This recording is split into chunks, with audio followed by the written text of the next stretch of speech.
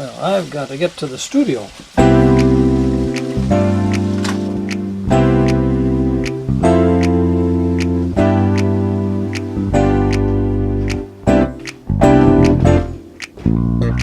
You know, our religion, our faith, has to address the environment, has to address the community, has to address issues of poverty.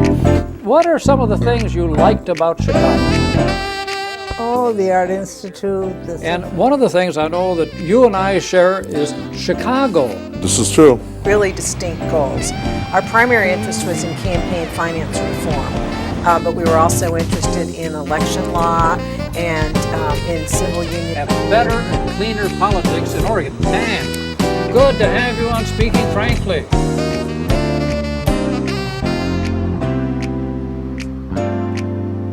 You know, that's the thing is, we as human beings live together on this planet Earth. Right. We also live together in our societies, in our nations, in our communities.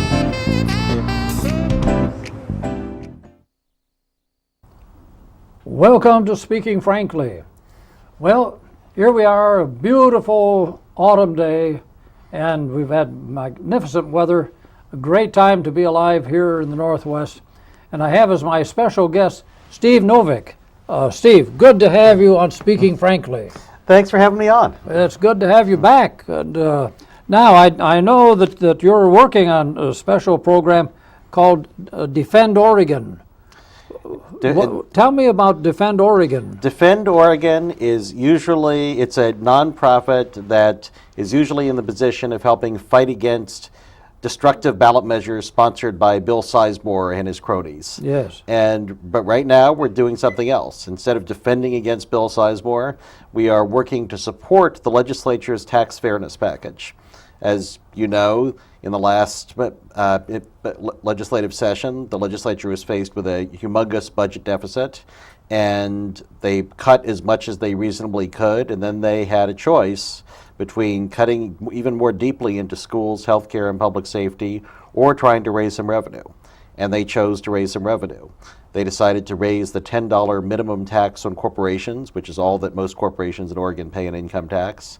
And they decided to raise taxes a little bit on people who make over $250,000 a year. Yeah, now the corporations have been paying only $10 a year since 1931? Exactly, since 1931. Now, I mean, you and I are taxed differently from corporations. Yes. I mean, you and I, we are taxed on our entire income minus a few limited exemptions and deductions.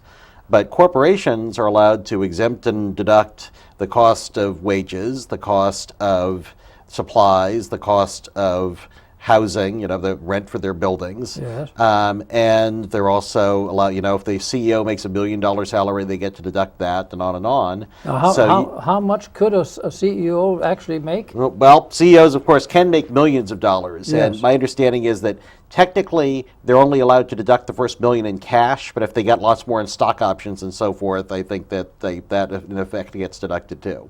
And that's per year? Per year, exactly. Yes. So corporations wind up, you and I, even after all our exemptions and deductions, we have a significant amount of taxable income, and we pay a significant amount of tax on that. Most corporations, year after year, say, well, after we deduct and exempt everything, we have no taxable income, so we only pay the minimum tax, which in Oregon is $10. Isn't that the most ridiculous thing you ever heard? $10? It's a bit extreme.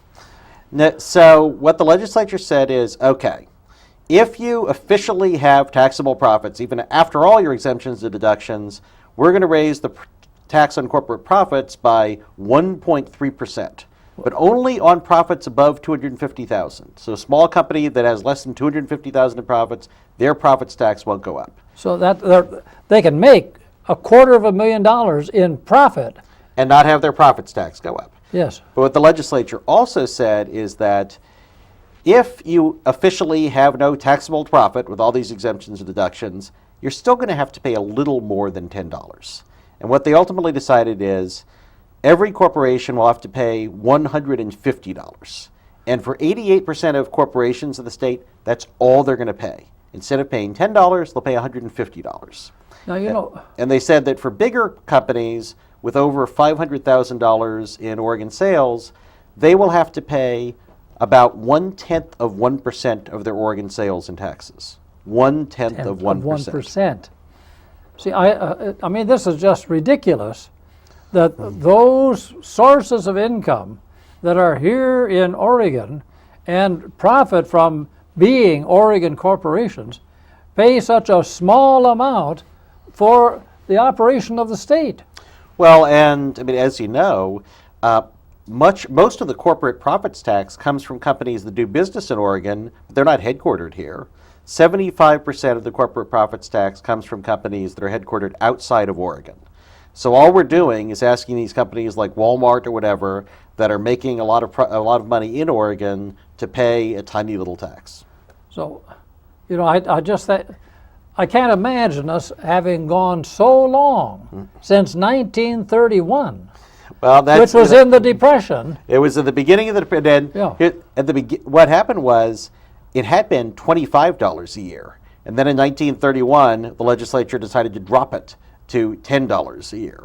And, you know, lots of things have changed, as you know, since 1931. You know, for instance, in Oregon's tax system, the top tax rate on wealthier people used to be higher than it is now. The corporate profits tax used to be higher than it is now.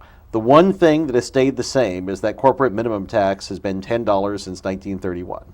Now, you know, I got some information here, and I want to ask you about it. What I see here is, under this new proposal, almost 98% of taxpayers will not see their taxes increased. That's right. The tax on rich people is a tax on people couples that make over $250,000 a year in taxable income. And taxable income is, again, after your exemptions and deductions. And on single people who make over $125,000 a year. So they are going to pay a little bit more. The tax rate on incomes between $250,000 and $500,000 will go up by 1.8%. So they're not going to pay anything more on their first $250,000. But for example, a couple that makes $260,000 will pay an extra $180. Did you say $180? $180. If they make how much? $260,000. $260,000.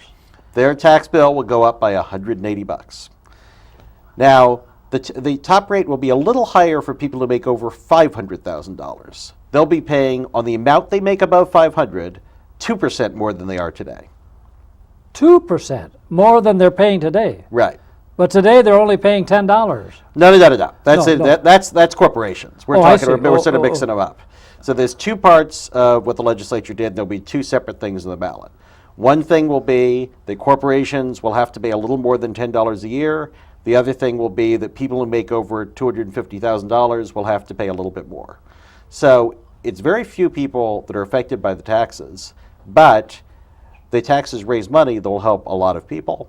90% of the state budget goes to education, health care, which includes things like in-home care for seniors who need help staying in their own homes, and public safety, the state police, the courts, the prisons. 90% of the state budget goes just to those three things. So those are the three areas that will be helped when the measures pass. Those are the three areas that will be hurt if the measures failed.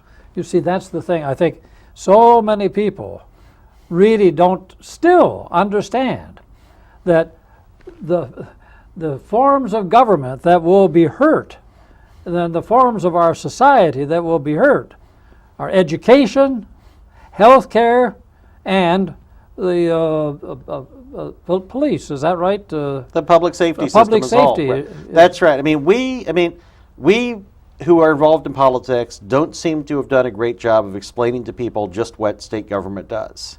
And I think it's something we need to constantly be saying, is that it's not a whole bunch of fancy pants programs that none of us care about. Yes. They spend 90% of our income taxes on education, health care, and public safety. And one thing that we're really going to try to make sure that everybody knows in this campaign is, you know, people know about Medicare, and they know Medicare pays for health care for people over 65. What I think a lot of people don't know is that Medicare doesn't pay for long-term care. It doesn't